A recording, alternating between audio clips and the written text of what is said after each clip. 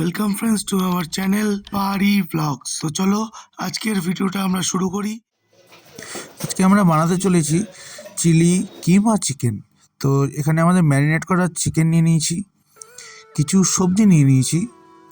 এগুলোকে এখন একটু ধুয়ে নিতে লাগবে। ধুয়ে আমরা পরিষ্কার করে নিয়ে তারপর এটাকে চপিং করব। তো পেঁয়াজগুলোকে না ধুয়েই আমাদের এখন চপিং করে স্টার্ট করলাম। সব কিছু ধোয়ার পরে তারপরে ওর হাতে দিয়ে দিয়েছিলাম, ও কুচি কুচি করে নিয়ে সবগুলো। তো কিছুক্ষণের মধ্যে এখন রসুনের কুচি কুচি করবে, তো ওর স্কিলসটাও তোমাদের দেখিয়ে দিই। অনেকক্ষণ ধরে বলছিল কাটবে।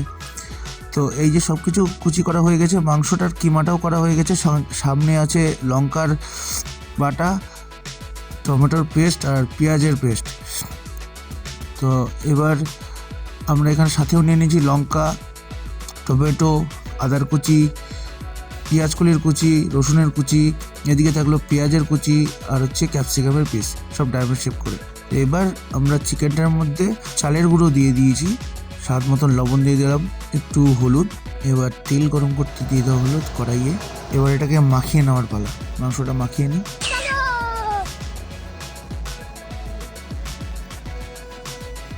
ফ্রাই হতে বেশিক্ষণ টাইম লাগছিল না, কিন্তু ফ্রাই হওয়ার সময় একটু স্মেলটা খুব সুন্দরই আসছিল।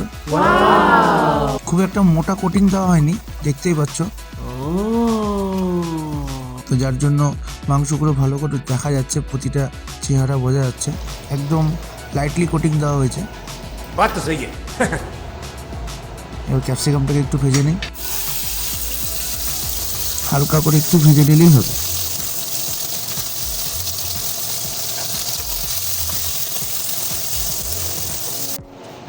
এবার রসুনের কুচিগুলো দিয়ে ভেজে তুলে রাখতে হবে।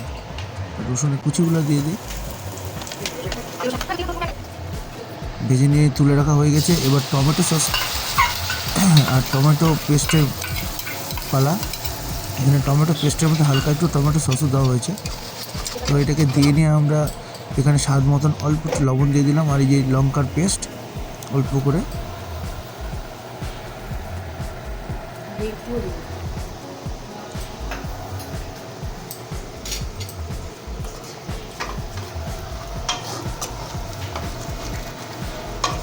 পেঁয়াজের পেস্ট,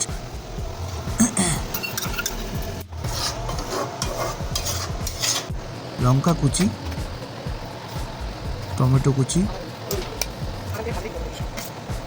সঙ্গে আদার কুচিও গেল। এবার গেল হচ্ছে গোলমরিচ। যেহেতু আমরা আগে লঙ্কার বাটা আর কাঁচা লঙ্কার কুচি দিয়েছি, তো সেই জন্য এখন গোলমরিচের পরিমাণটা একটু সামান্য দেওয়া হলো। কেউ যদি বেশি গোলমরিচ খেতে চাও সেটা তার ইচ্ছা। মাংসটাও দিয়ে দেওয়া হলো।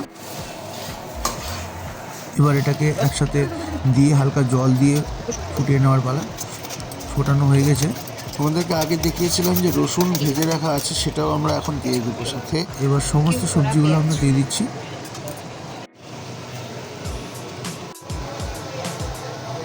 এই যে প্রায় তৈরি হয়ে এসছে, স্মেলটা যা দিচ্ছে না।